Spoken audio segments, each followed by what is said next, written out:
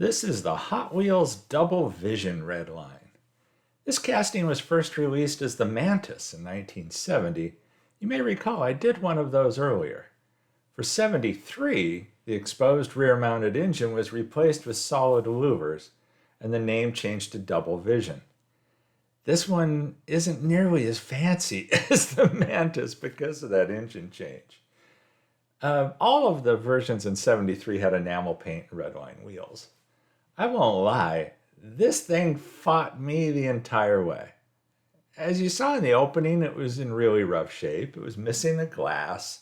The wheels were trash. The interior was tweaked sideways. It has two little flat areas that hold it in place, and it had just kind of been knocked sideways a little bit. And the steering wheel was missing. I didn't really realize that until later. I wasn't sure what I was going to do with this. I wanted to restore it. But, obviously I needed some pieces and stuff. So, I used a punch to make the divot, and then I used the Vicks bit to get it apart. And it didn't look too bad there at first. And then I started looking at the replacement glass I had, and it was in rough shape. So I got the idea, well, if I heat it up, and there you saw the reenactment, I heated it up with a hot air blower, and it did go back into shape using the casting to kind of form it a little bit, but it's far from perfect.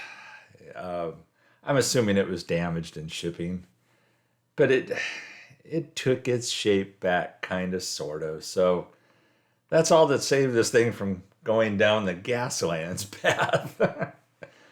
So then I started taking another look at the casting itself, and it had some rough spots that I needed to wet sand out. And it's like every time I would look at this thing, there'd be something else just slightly wrong with it, or that I needed to fix. And for whatever reason, the fixes, either I was having an off build, it was just a problem, or maybe my head just wasn't into this thing.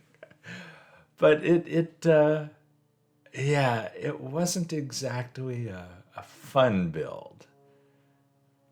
But I kind of got it where I wanted it.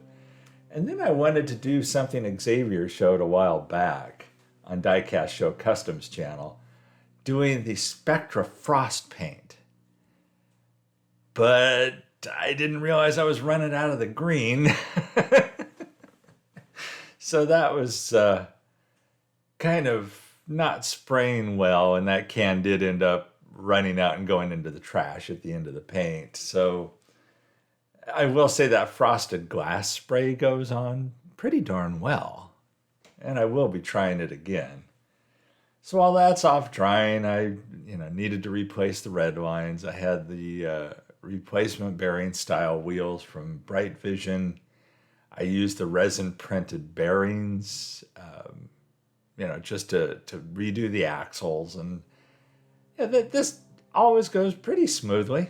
It's a fairly straightforward process. I don't think I show it in the video as I recall, but I do end up using just a couple dots of CA glue when I go to put these back onto the chassis. But even that chassis up there at the right, the base fought me, and that no matter how much I tried polishing it, it just wasn't making me happy. And not that everything has to make me happy, but dang it, I don't want them to be fights. So it looks okay, and the foot's polished up okay, but fortunately, the Renaissance wax helps get the excess foots out of there.